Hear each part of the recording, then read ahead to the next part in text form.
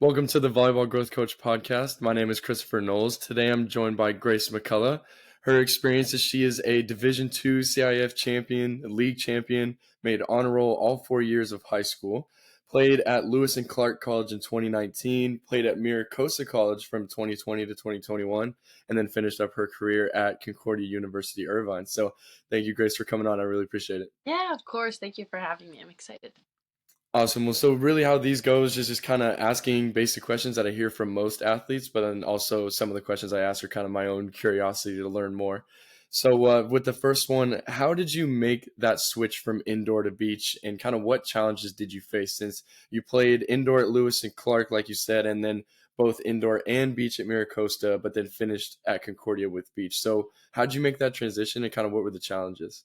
Yeah, I think for me, the only reason I even transitioned, I wasn't even looking to transition when it happened, but there were a lot of challenges with COVID throughout my college Mm, experience. And I think while there was a lot of bad, there was a lot of good as well, and a lot of really cool opportunities that came out of that. I transferred from Lewis and Clark because of COVID. I couldn't be out of state during that whole time, so I came home, went to Mira Costa, and I was kind of forced to play both beach and indoor, even though I only wanted to play indoor. And mm, that was mentally tough for me because I wasn't beach wasn't my sport, and it's a growing process with beach. It's a lot more endurance based. It can be really challenging to kind of make that switch, and I wasn't very good at it when I started. And so I think for me, it was all a mindset thing, like deciding that I wanted to commit to beach and kind of grow in beach separately from my indoor career.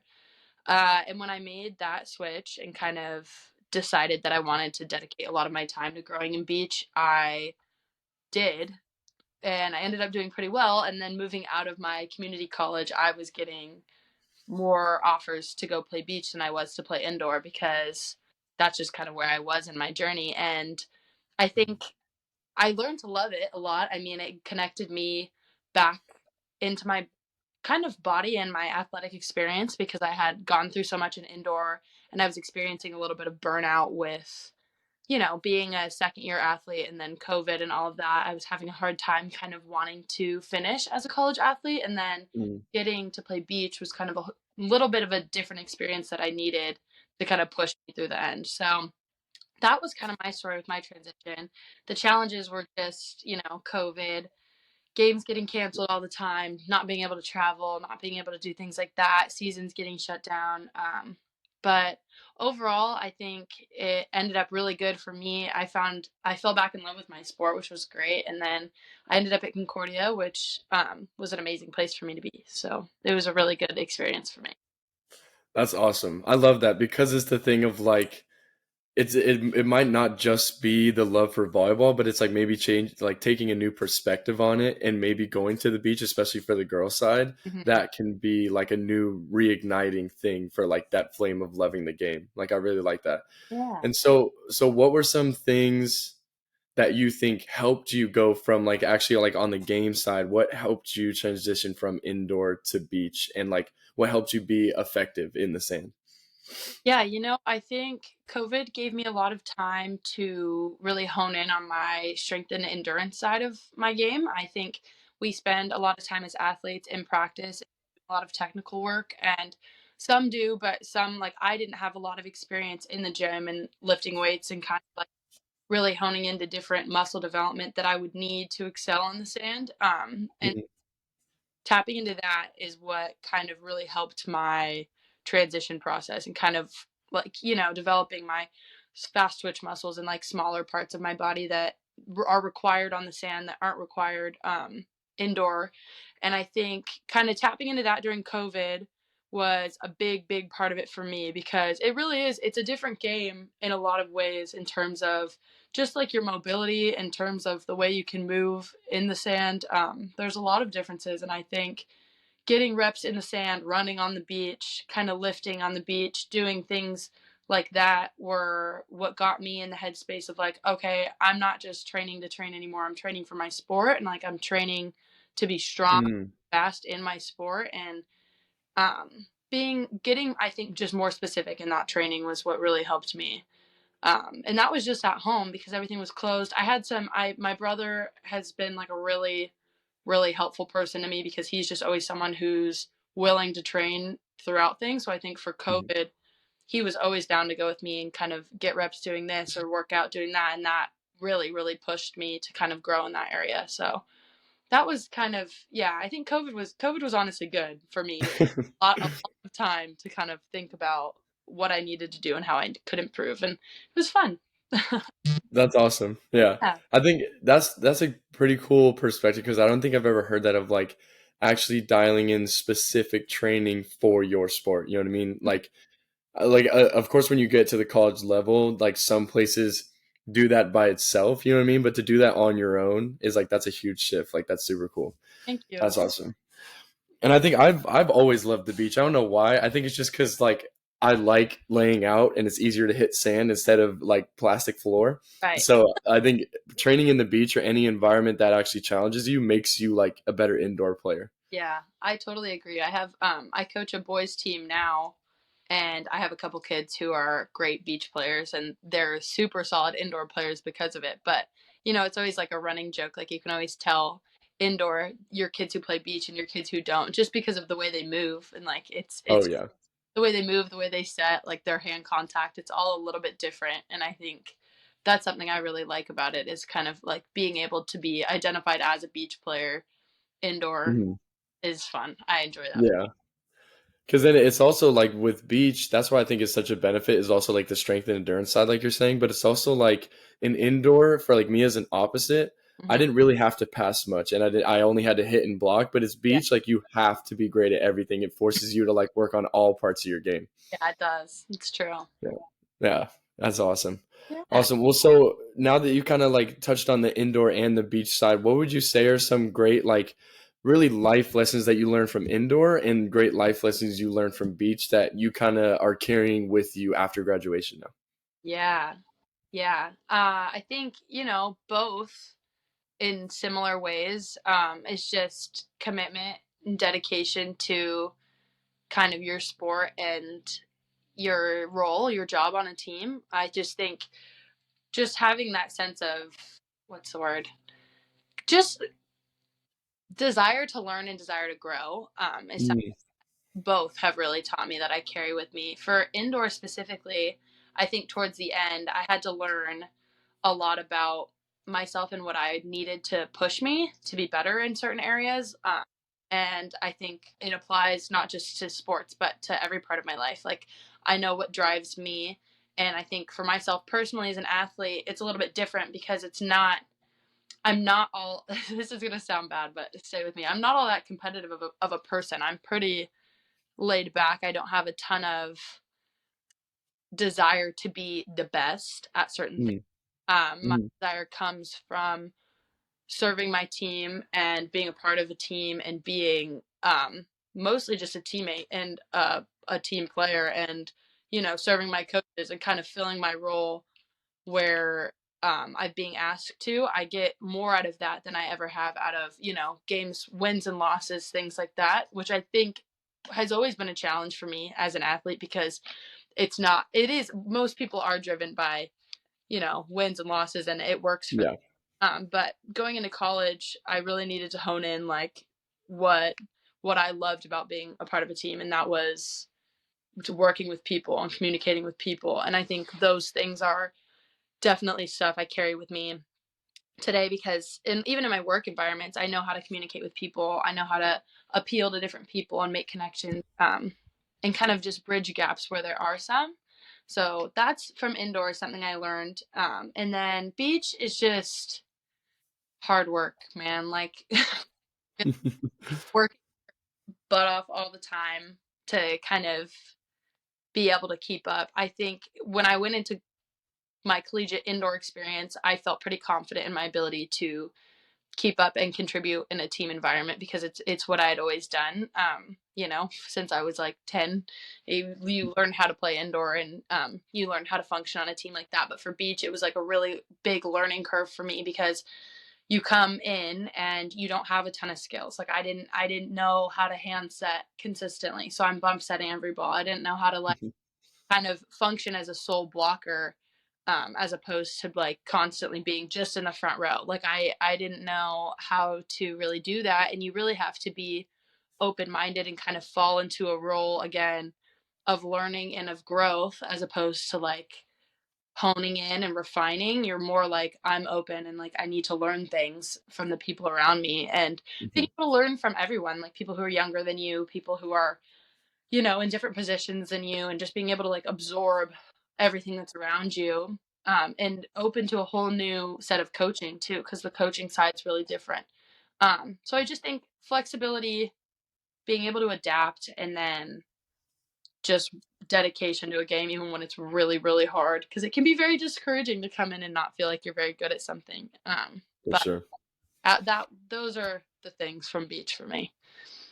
That's awesome. I love the kind of the two things I got out of that is like always being willing to learn. You know what I mean? I think that's huge because it's like if you're a player that's like, oh, I already know everything, then like your potential is like you've put a cap on your potential. But like how you're saying, it's like, oh, I'm weak in all of these different parts of my game now. Well, now I want to learn how to get better at them. You know what I mean?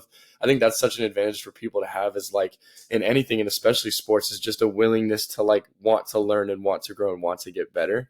But then also something I heard was like the thing of like finding what works for you. You know what I mean? Like what worked for me was like the drive to like win. Like I hate the feeling of losing. So I think that's the thing is I'm on the other side where like I need to win because I just hate walking away with a loss, but it's like I want to leave everything out there. Right. But I think that's awesome because it's like the I would say the most common thing that's like accepted, quote unquote, is like needing to be the best. You know what I mean? But it's like there's players like some people don't need to be the best, but the thing that drives them is like you said of like just serving your team and like being a great teammate, and like that can be a driving factor. It's different for everyone. Right. Yeah, Yeah, definitely. that's awesome. That's super cool. I didn't even because I didn't even think about it like that of like for young players, it's like find what works for you, right? It doesn't have to be the mainstream thing that everyone else is driven by. Like what you're driven by is completely different. Right. Yeah. That's awesome. Thank you. And- Yeah. And so I come a little bit of a clarification. So what you said when you went to Mira Costa, right? You had to play indoor and beach. So why was it like mandatory that you had to do both? At a lot of community colleges, where beach is first kind of like growing and developing as like a collegiate sport. For There's a sure. lot between. I mean, I think when beach first got established in the community college world, you can't recruit a whole team of 14 for that. So a lot of teams Mhm. used their indoor team as their beach team and used it as an opportunity to train for indoor. And that's where Mira Costa was in their program development when I came. So I transferred actually after my first semester at Lewis and Clark. So I was only at Lewis and Clark for one fall, and then I came in the spring season, which is beach season. And I was just reaching out to all these community colleges, like, "Hey, I'm coming home. I need somewhere to play. I know it's the off season, so I can just train with you in your Mhm. off season in your spring, and I'll be ready to go for you in the fall." And the coach there at the time, his name's Chris Muscat. He's an amazing guy. He was like, "All right, you can come and you can train with us, but I'm putting you on my beach roster." And I was like, "I really don't want to play beach. Like, I'm not a beach girl. I don't know how. I don't know anything about beach." He was like, Mhm. "It's fine. No one does. Like, no one knows anything about beach. It's all of our second seasons at beach. Mhm. Like, we'll teach you. Like, but you have to do it. Like, if I'm going to put you on my indoor roster, you have to be on the beach roster." And I was like, "Oh, okay, fine, whatever. I'll be on the beach roster." So I remember being like so bummed out about it. Like, oh, I just want to. I had the mindset of like, oh, it's going to take away from my indoor training, and I don't Mm. have time to not be training for indoor right now. Um, and then I started, and I got an amazing partner who is still one of my great friends, and I just like loved it, like fell in love with it. And being in, at Mira Costa, we played, our home court was at Tamarack. Like, it's a Oh yeah, yeah. beautiful beach, and like it's just a great place to spend, 3 hours every day. Yeah. Just like all of a sudden was in the best shape of my life. Like after playing indoor for, you know, 10 years, now I'm here on the beach for 3 weeks, and I'm like feeling so good. I'm like in the sun every day, like just Mhm. kind of fueled by this sport that I didn't even want to play in the first place.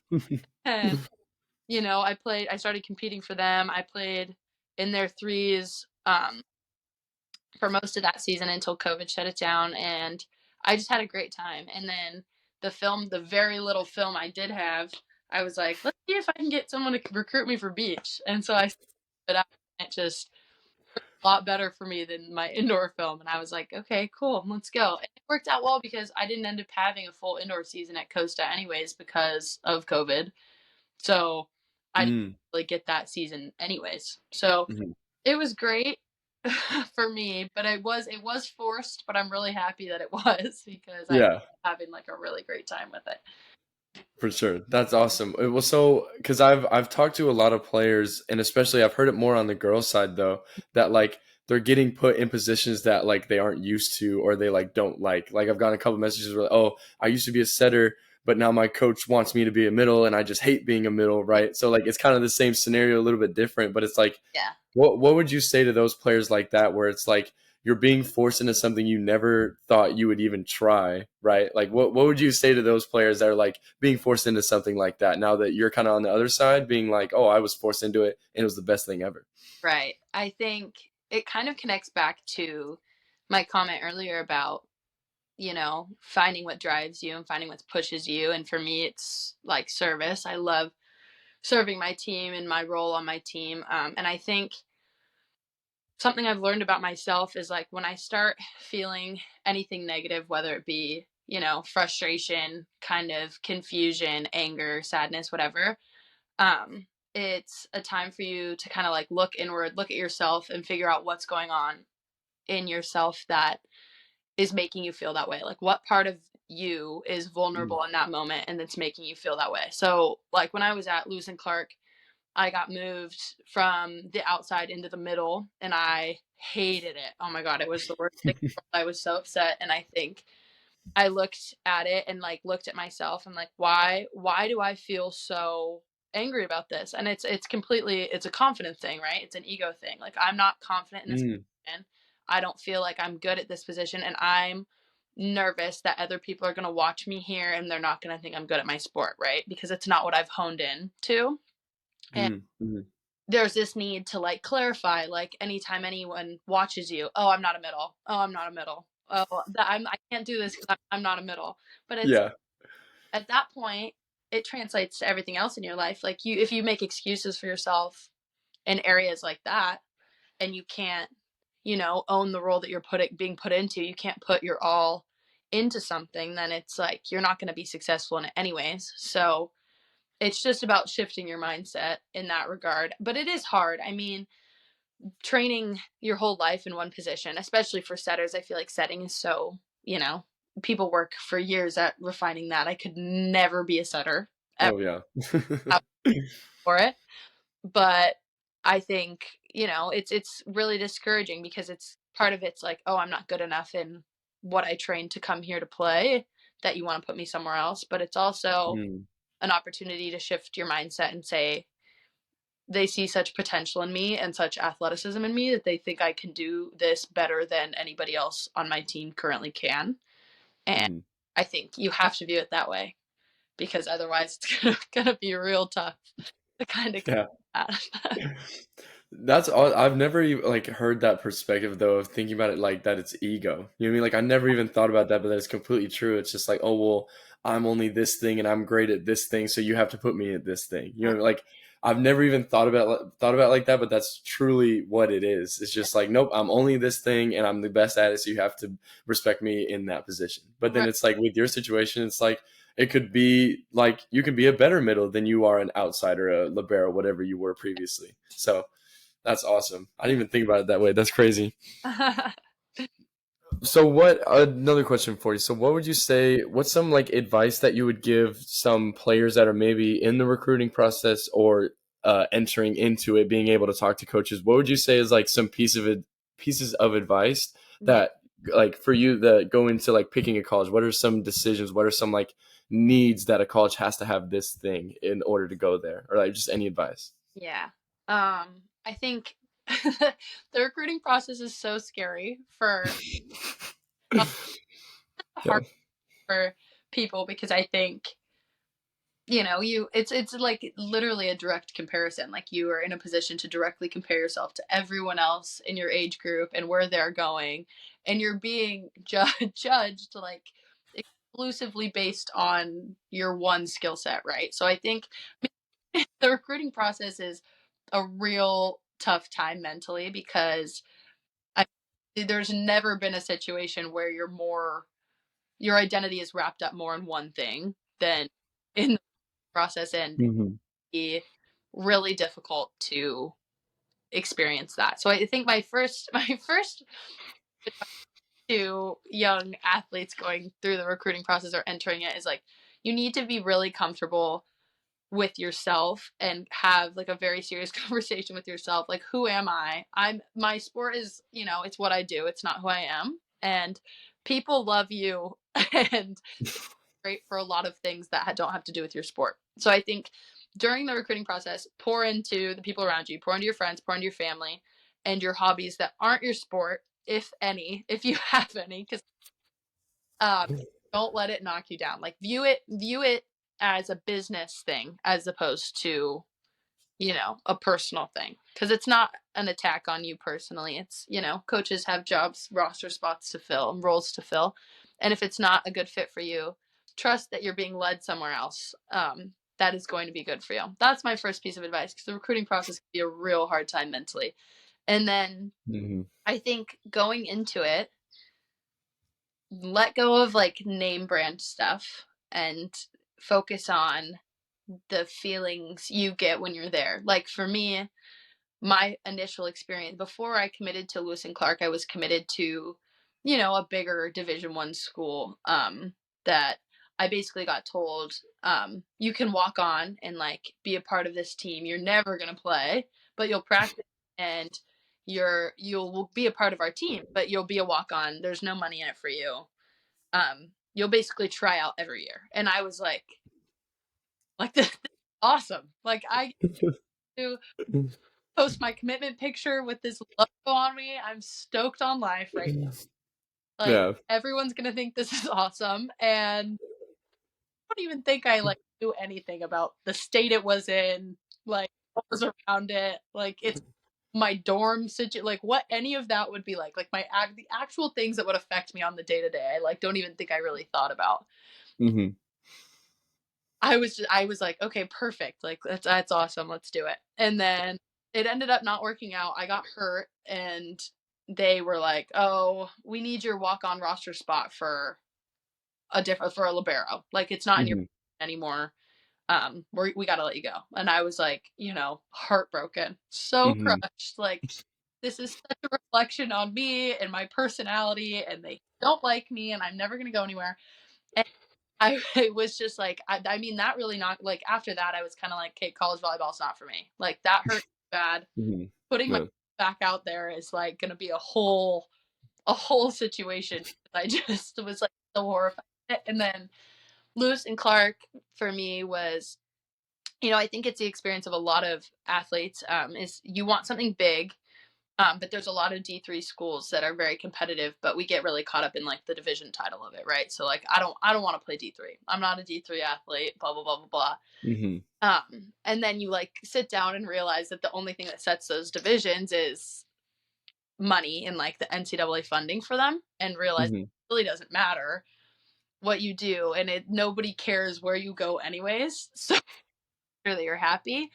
And I just got really like heavily recruited by the Lewis and Clark coaches. They just made me feel so important, special, worthy of being in their program, and that kind of sold me. Like campus was beautiful, but I also felt so good while I was there. Like I on my visit with the team with the girls, like I felt really at home, and I chose that because of that feeling. Like I really loved it. But it was hard for me growing up. I mean, I think playing at the club that we played for also is like it can be difficult because there is like a really big pressure. Like you play alongside a lot of girls that will go D1, like big Pac-12 D1, and like kind of go excel at that level, and that comparison can be really difficult to, stand next to them in your photo and be like, this is me. No one's heard of my school and I love it.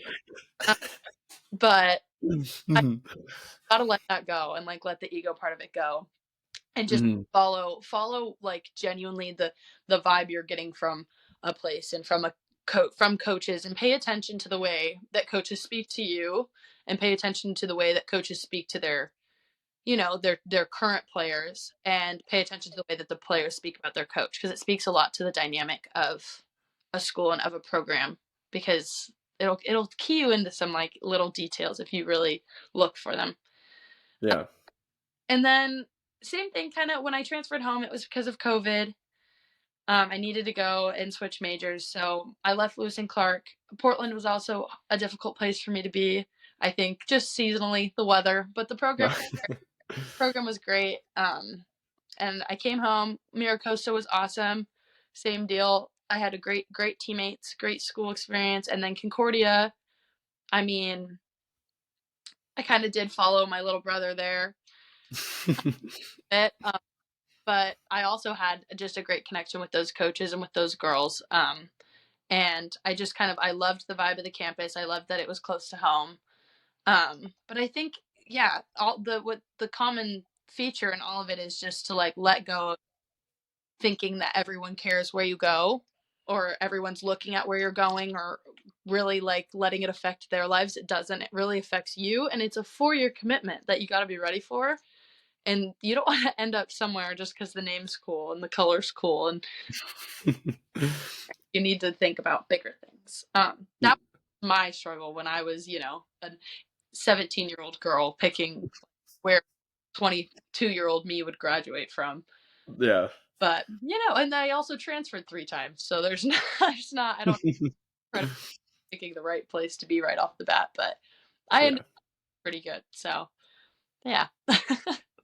That's awesome. There's so many like great things in there, but it's like you're preaching to the choir because I can completely relate. Or like in that picture, it's USC, UCSD, GCU, and then like McKendree. It's like where, who, what is that place? Where is that place in a city that no one's even heard of? Right? It's that's pretty funny. Yeah.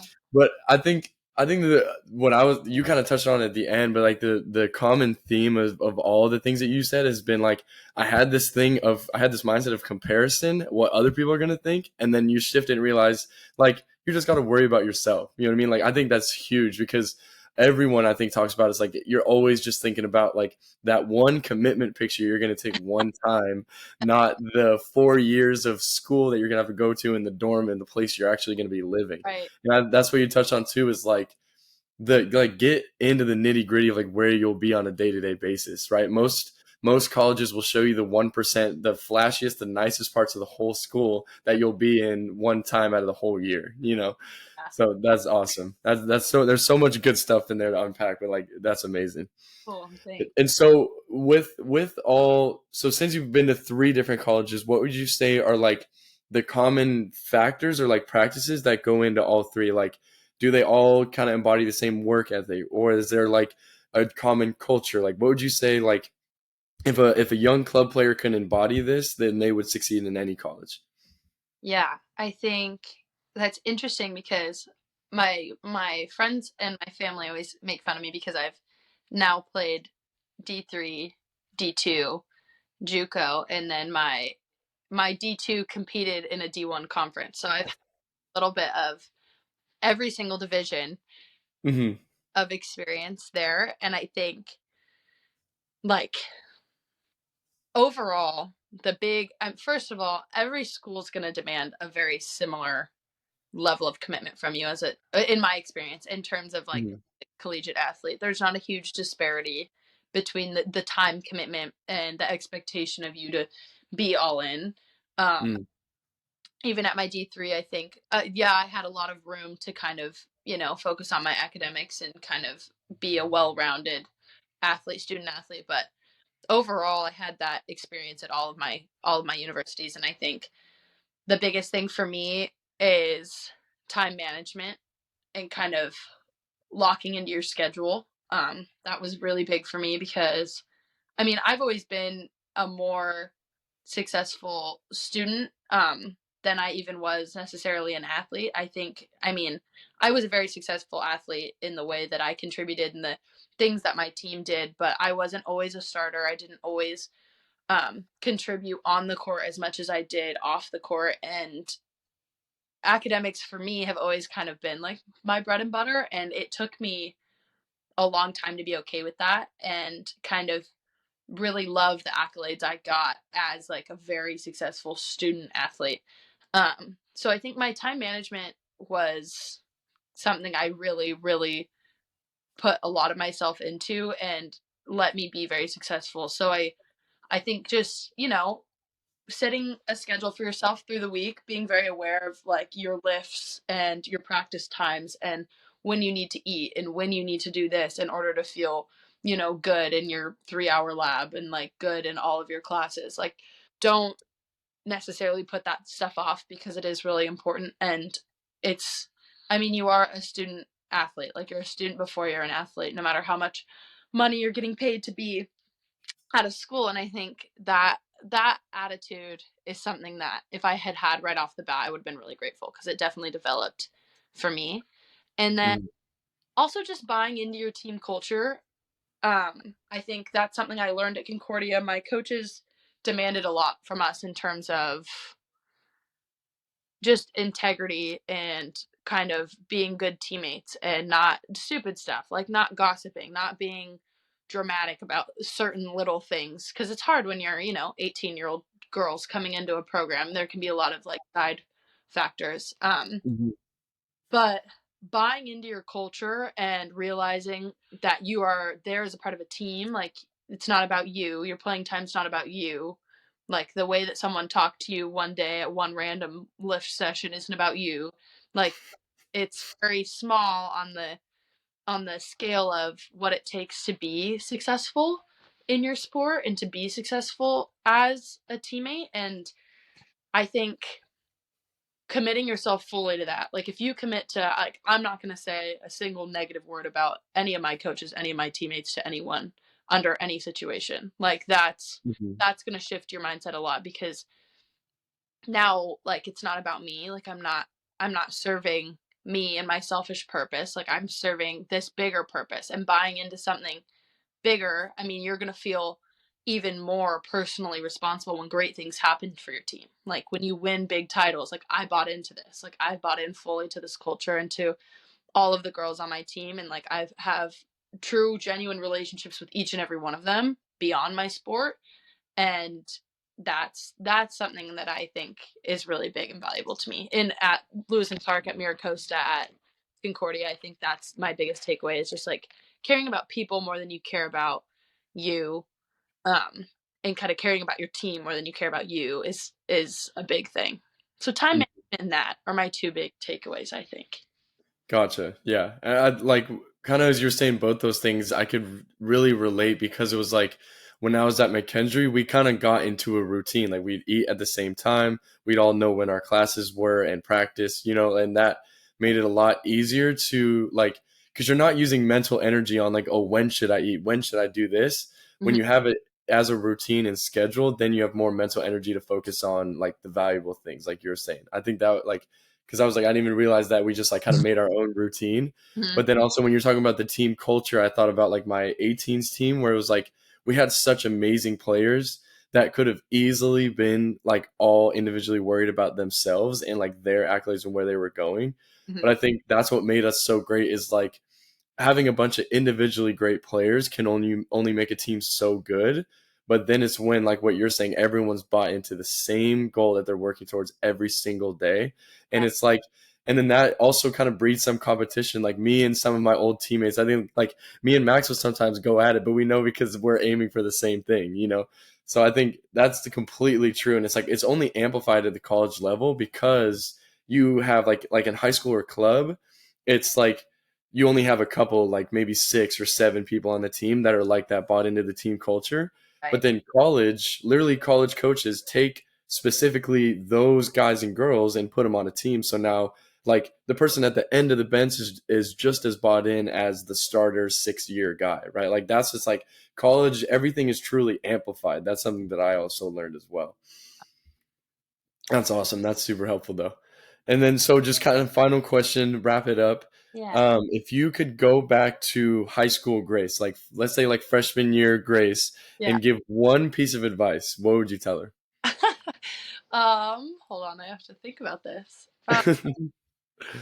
I really do think like I've said it several times in this conversation, but I think like nobody is watching you more than you're watching yourself. Like Mm, it's just not nothing's as serious as you're making it. Like there's there's no need to be so concerned about the things that you are so concerned about right now. mm, And just taking like trying to have a little bit of perspective on the situation. Like nothing's as heavy as it feels right now. The people that you are like so worried about what they think about you, no one's going to think about you at all in 4 to 5 years from now. Like mhm. even when I was getting on this call, I was kind of nervous. I was like, oh, I haven't talked to Chris in so long. It's like why like in high school I would have been so concerned. Oh, what if Chris thinks I suck at volleyball because I commit to this school?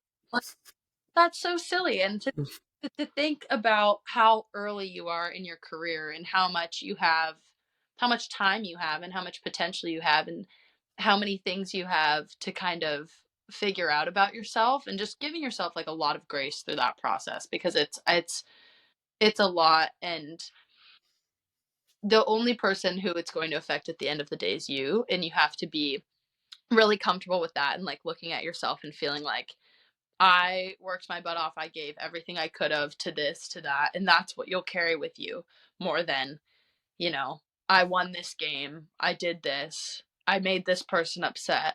This person thought that I could have done more here. Like, as long as you have a good feeling about what you did and the person you were, that's the only thing that matters. The rest of it's kind of null when you get to a certain point. Um, Mhm. but yeah, that would be my piece.